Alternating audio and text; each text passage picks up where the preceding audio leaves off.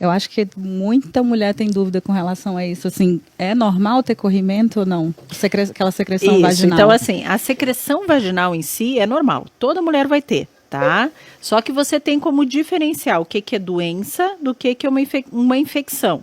Então, por exemplo, uma secreção normal, que a gente diz, é aquela secreção branquinha, sem cheiro, sem coceira, que não dói na hora da relação, que não te incomoda. Se lembrar atum, você falou, para ter alguma coisa errada. Aí tem problema. Né? Então, assim, se coçar, se tiver dor, se tiver, por exemplo, uma secreção amarelona, esverdeada, dói na hora da relação, te dá dor pélvica, aí não é normal. Né? Mas a secreção fisiológica ela é uma proteção da nossa vagina, então a gente vai ter secreção. E principalmente dependendo do período do mês, que você tem um aumento do teu estrogênio, você tem uma lubrificação maior. Então a calcinha vai sujar, mas não quer dizer que é uma infecção. Né? Então você tem que ver os outros sintomas associados a isso. Mas toda mulher tem secreção. A gente só deixa de ter no período da menopausa, porque a gente não tem mais estrogênio. Aí a gente começa a ter o outro problema, que é o do ressecamento vaginal. Então aí você gosta da secreção, aí você, poxa, quero ter aquela secreção. Porque o ressecamento vaginal te traz até muito mais problema, te traz dor, traz infecções de repetição. Mas isso depois de uma idade ou não? A menopausa? Isso, para ter essa secura, o ressecamento, na verdade, no momento que o ovário começa a se aposentar, que eu falo, né, que ele começa a diminuir a produção hormonal de estrogênio, já começa o ressecamento vaginal. Mas tem tratamento. Claro. Apesar que claro tudo depende. Que se for fosse aposentar no Brasil, ela vai passar de 70 fácil. Vai demorar um pouquinho mais.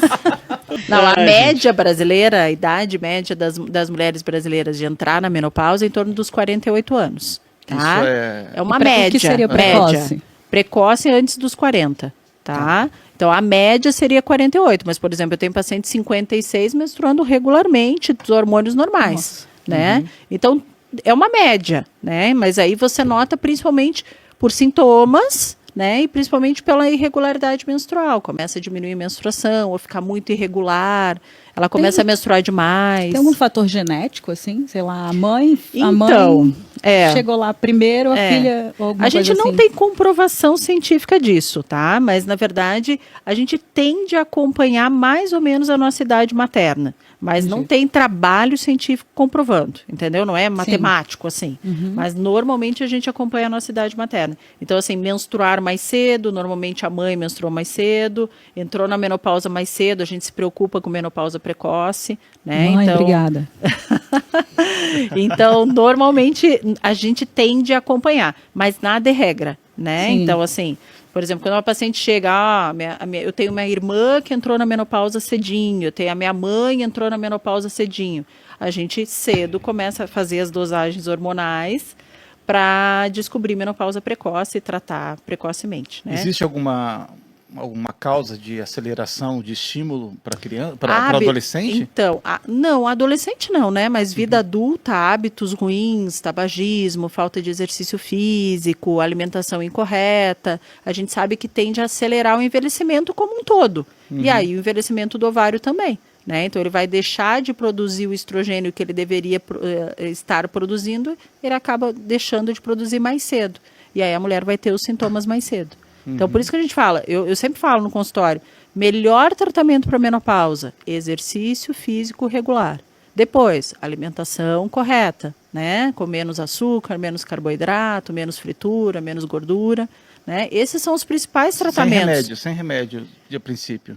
Então, depende muito de cada paciente, entendeu? Depende muito dos sintomas, assim. Hoje em dia já está estabelecido que mais de 90% das pacientes mereciam uma reposição hormonal. E elas têm indicação para isso, né?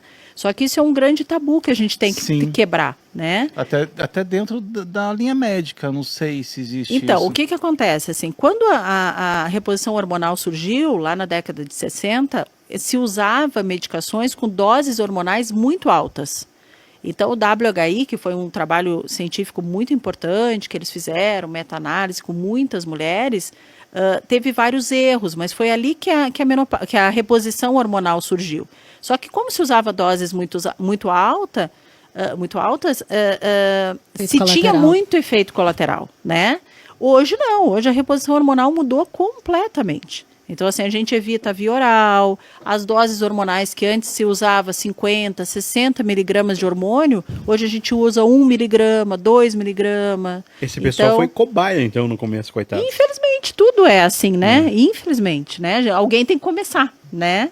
E aí, claro, imagina usando 50, 60 miligramas, o câncer de mama, o câncer de intestino, o aumento de peso, os efeitos colaterais eram muito intensos. Então, hoje a gente luta ainda para quebrar aquele tabu.